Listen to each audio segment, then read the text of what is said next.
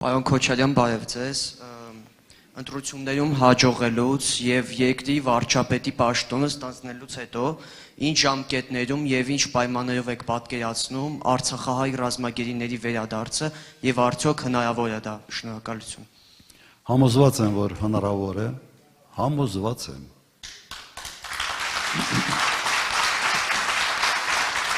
Համոզված եմ նաեւ, որ այս իշխանությունը դրանով չի զբաղվում։ Դուք իրենք ասում են, չէ, մենք ինչ էին ասում։ Ասում են, մենք զբաղվում ենք, բայց սա նուրբ թեմա է, լավ է դրա մասին չխոսանք, բայց մենք դրանով սենց զբաղվենք լռությամբ, այսպես ասենք։ Երեք ինչ որ ասեց արցախցիների մասին,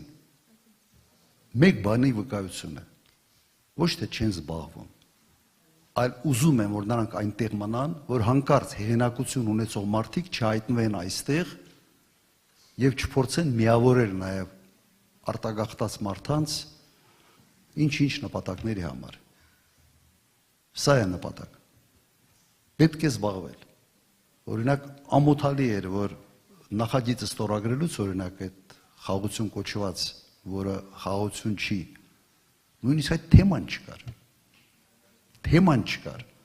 Իրենք պետք է դա նախապայման դնեին, ասեին լավ, մենք գալիս ենք, օրինակ, կարային չէ շատ հանգիստ ասեն, գալիս ենք Վաշինգտոն, մի բան պիտի ստորագրենք։ Դժվար է, մենք դրա պատասխանը պիտի տանք, մարդիկ մեզ հարցնելու են։ Լավ, գոնե մի քանի օգու բաց թողեք։ Կարային չէ ասեն։ Չեմ կասկածում, որ հնարավոր է դա անել։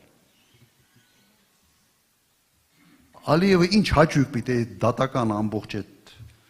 ընթացակարգից ստանալ, արդեն ստացել է։ Արդեն ստացել է։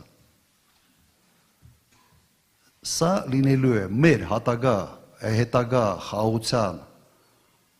բանակցությունների խաղաղության պայմանագրի ստորագրման բանակցությունների մի մաս, անպայման։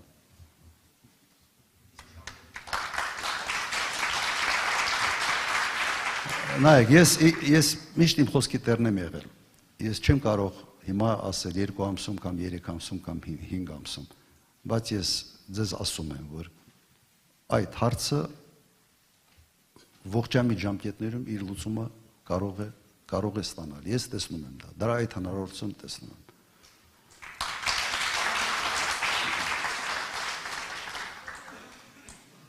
Լավ, ուրիշ բան չասենք, լավ, գերանցում այդքան հողեր ես տվել, բան ես արել, չես կարող ասել բանակցել։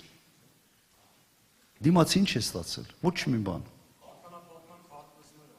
Ականապատման քարտ, լիքը բաներ կա, հենց այնպես, հենց բաժանելով, տալով տվել են։ Հետո միջև երբ։